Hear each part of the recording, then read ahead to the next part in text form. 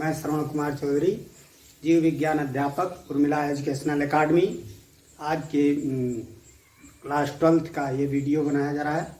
इसमें देखें, आज का टॉपिक है मनुष्य में निषेचन क्रिया।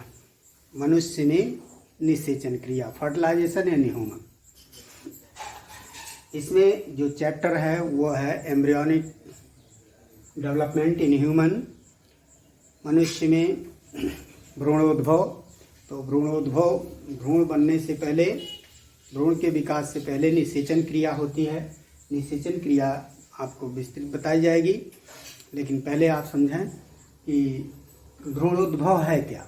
भ्रूणोद्भव है क्या वो देखें। निषेचन से लेकर विभिन्न प्रकार के ऊतकों तथा ऊतकों से अंगों का विकास भ्रूणीय परिवर्धन कहलाता है। यानी निषेचन क्रिया, निषेचन के बाद बना 2n जाइगोट, जाइगोट में कोशिकीय विभाजन, कोशिकीय विभाजन से ऊतकों का विभेदन, ऊतकों के विभेदन के बाद जो है उससे अंगों का जो विभेदन होता है, ये सारी क्रियाएं मिलकर के कहलाती हैं एम्ब्रियोनिक डेवलपमेंट।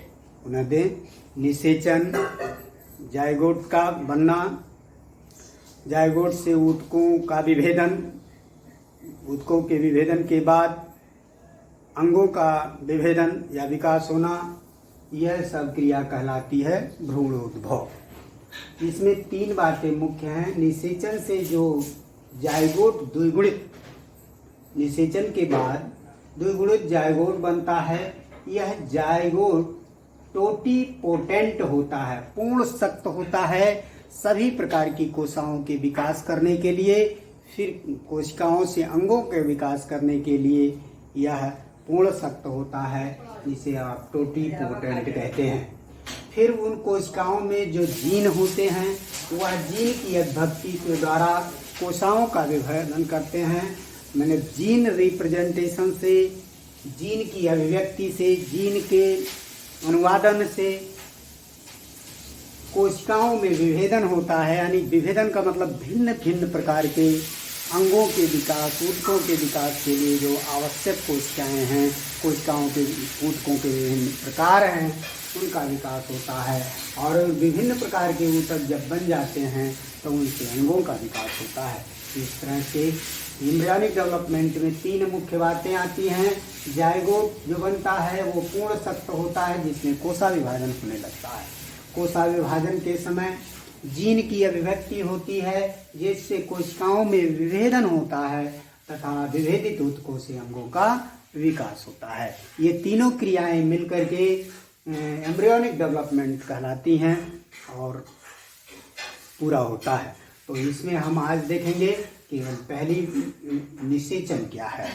निषेचन में नर द्वारा योनि में छोड़े गए 2 से 5 मिलीलीटर सीमेन में 20 से 30 करोड़ शुक्राणु होते हैं, लेकिन यह 20 से 30 करोड़ शुक्राणुओं में से केवल 1% शुक्राणु ही फैलोपियन नलिका अंडवाहिनी में पहुंच पाते हैं। शेष नष्ट हो जाते हैं, शेष नष्ट हो जाते हैं। यह अंडवाहिनी में पहुंचने के लिए शुक्राणुओं की प्रसाभिकीय गतियां तथा फैलोपियन ट्यूब में सिरिंज अवशोषण क्रिया तथा उसकी पश्चिमीय गतियां। फैलोपियन ट्यूब की सिरिंज अवशोषण क्रिया, वो सिरिंज की भांति अवशोषित करती है, खींचती है अपनी ओर, और तथा उसमें जो पश्चिमी सीलियरी मोमेंट हो रहा है, यह दोनों क्रियाएं शुक्राणुओं को खींचती हैं तथा शुक्राणुओं के पूंछ में जो गति होती है, उसके कारण यह शुक्राणु फैलोपियन नलिका में चढ़ते हुए फैलोपियन नलिका के अग्रभाग में पहुंच जाते हैं, फिब्रिली के पास, और वहां पर यह निषेचन क्रिया होती है। यह संपूर्ण निषेचन क्रिया को इस तरह से निम्न भागों में 6 भागों में बांट दिया हमने। अध्ययन की सुविधा के लिए ये 6 भागों में इन्हें हमने बांट दिया है। पहला देखिए, परिपक्व ग्राफियन फॉलिकल अंडाशय से निकलकर फैलोपियन ट्यूब में पहुंचता है। जहाँ पर शुक्राणु पहुँचते हैं और निषेचन होता है, जिसकी क्रमशः प्रक्रियाएं निम्न हैं।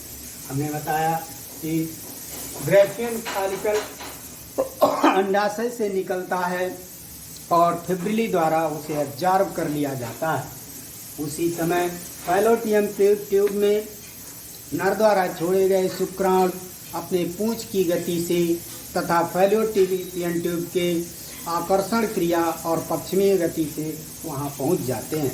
नर द्वारा छोड़े गए 20 से 30 करोड़ जीवाणुओं में जो 2 से 5 ml सीमेन में होते हैं, उसमें से केवल 1% ही वहां तक पहुंच पाते हैं, बाकी सब नष्ट हो जाते हैं। यही कारण है जिन पुरुषों के सीमेन में 1 करोड़ से कम स्पर्म होते हैं, उनके द्वारा निषेचन क्रिया नहीं हो पाती है, अर्थात उनमें संतान उत्पत्ति की क्षमता नहीं होती है। इसमें पहला चरण है कैपिएशन ऑफ स्पर्म। स्पर्म का कैप बहुत ही टॉपिक इम्पोर्टेंट है, ये प्रायः 1 मार्क में पूछा जाता है। कैपिएशन है क्या? निषेचन से पूर्व शुक्राणु में कुछ परिवर्तन होते हैं। निषेचन से पूर्व शुक्राणु में अनेक परिवर्तन होते हैं। इन्हीं परिवर्तनों को कैपिएशन कहते हैं। इन कैपिएशन में क्या परिवर्तन होते हैं? नंबर 1, सीमेन के निरोधकों का तनकरण। जो सीमेन में अवरोधी पदार्थ हैं वह एंजाइमों द्वारा नष्ट हो जाते हैं, जिससे वह सीमेन थोड़ा पतला हो जाता है। फिर वह शुक्राणु के एक्रोसोम से ग्लाइकोप्रोटीन और कोलेस्ट्रॉल हट जाता है। शुक्राणु का जो टोपी जैसी रचना है, उसमें जो ग्लाइकोप्रोटीन है, कोलेस्ट्रॉल है जो उससे सुरक्षा कवच प्रदान करता है, वह उससे हट जाता है। फिर एक्रोसोम में कैल्शियम आयनों का अवशोषण होता है। एक्रोसियम की दीवार कैल्शियम आयन के पारगम्य बन जाती है और इस तरह से कैल्शियम आयन का अवशोषण हो जाता है। इन तीनों क्रियाओं से निषेचन से पहले शुक्राणु तैयार हो जाता है अब निषेचन के लिए, जिसे हम कैपिएशन कहते हैं। दूसरा, फ्यूजन ऑफ गैमीट। सैकड़ों शुक्राणु ओसाइट के कोरोना रेडियसा से चिपकते हैं। 1-2 नहीं, एक ओसाइट से जो ग्रेफियन फॉलिकल से निकल कर आया है, जिसे आप प्राइमरी ओसाइट कहते हैं, उसे जो है उसके बाहर कोरोना रेडिएटा से 1-2 नहीं सैकड़ों स्पर्म चिपकते हैं। एक ओसाइट से सैकड़ों स्पर्म चिपकते हैं, जिसके क्रोसोम से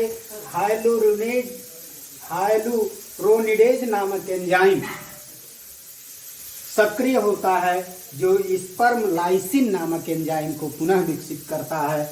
और यह एंजाइम जोना पेलिसुरा और कोरोना रेडिएटा की कोशिकाओं को गलाते हुए रास्ता बनाता है और शुक्राणु में और इसी के साथ शुक्राणु में फर्टिलाइजन और अंडाणु के एंटी फर्टिलाइजन एंजाइम, शुक्राणु से फर्टिलाइजिंग एंजाइम और अंडाणु से एंटी फर्टिलाइजन एंजाइम बनता है, जिससे अंडाणु और शुक्राणु एक दूसरे की ओर आकर्षित होते हैं।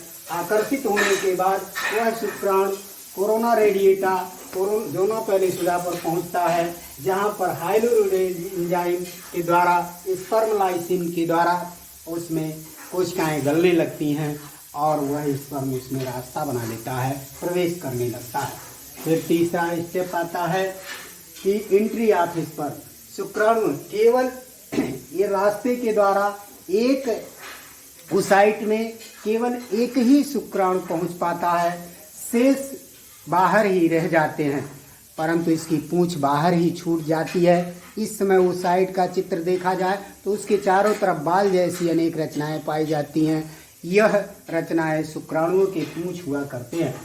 फिर कार्टिकल रिएक्शंस, कार्टिकल प्रक्रिया जो दूसरी आपकी इम्पोर्टेंट प्रक्रिया है, यह देखें तीसरी कार्टिकल प्रक्रिया है, थोड़ा इम्पोर्टेंट है।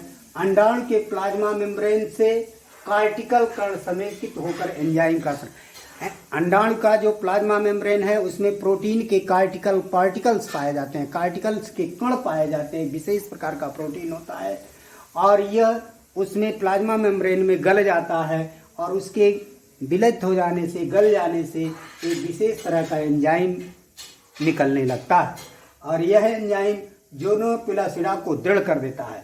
अब जो स्पर्म पहुंच चुके हैं, दूसरे स्पर्म न आए, इसके लिए यह एंजाइम ज़ोनोपुलेसिडा को दृढ़ कर देता है। दृढ़ करने के बाद अब उसमें एक से अधिक शुक्राणु प्रवेश नहीं कर पाते हैं। अर्थात जैसे ही एक शुक्राणु अंडाणु के प्लाज्मा मेम्ब्रेन को क्रॉस करता है, प्लाज्मा मेम्ब्रेन का कॉर्टिकल कण एंजाइम प्रोड्यूस कर देता है और एंजाइम प्रोड्यूस होने से ज़ोनोपुलेसिडा कोरोना रेडिएटा की भित्तियां दृढ़ हो जाती हैं। अब उसमें आ रहे अन्य स्पर्म मर जाते हैं या और स्पर्म प्रवेश नहीं कर पाते हैं। इस तरह से एक अंडाणु में केवल एक ही शुक्राणु प्रवेश कर पाता है। 5वां स्टेप है एक्टिवेशन ऑफ ओवम। अब ओवम तैयार होता है फर्टिलाइजेशन के लिए। ओसाइट में मियासिस इसी समय जैसे ही यह प्रवेश करता है, देखें आप न्यूक्लियस में मियासिस सेकंड डिवीजन प्रारंभ हो जाता है। मियासिस सेकंड डिवीजन भी असामान्य डिवीजन है, यानी ये इसमें एक छोटी एक बड़ी कोशिका बनती है। जो बड़ी कोशिका बनती है वो सेकेंडरी ओसाइट होती है, छोटी पोलर बॉडी होती है। इस तरह से 2 पोलर बॉडीज हो जाती हैं। अब यह जो सेकेंडरी ओसाइट है उसके पास तक शुक्राणु का केंद्रक पहुंच जाता है और वहां दोनों के मध्य निषेचन कला बन जाती है। निषेचन कला बन जाती है तथा निषेचन सेकंड पूरा होते ही अंडवाण के चारों ओर निषेचन कला बन जाती है।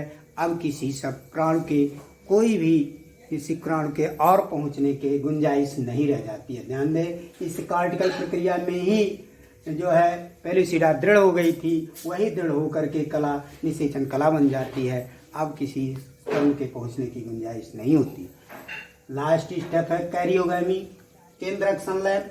अब उसमें पहुंचे हुए अंडाणु केंद्रक और शुक्राणु केंद्रक जो हाइप्लॉइड होते हैं, अगुणित होते हैं। अंडाणु केंद्रक अगुणित, शुक्राणु केंद्रक अगुणित, यानी यन अंडाणु का, यन शुक्राणु का, दोनों मिलकर के दोनों केंद्रक कलाएं आपस में विघटित होकर संलयित हो जाती हैं तथा 2n जाइगोट बन जाता है।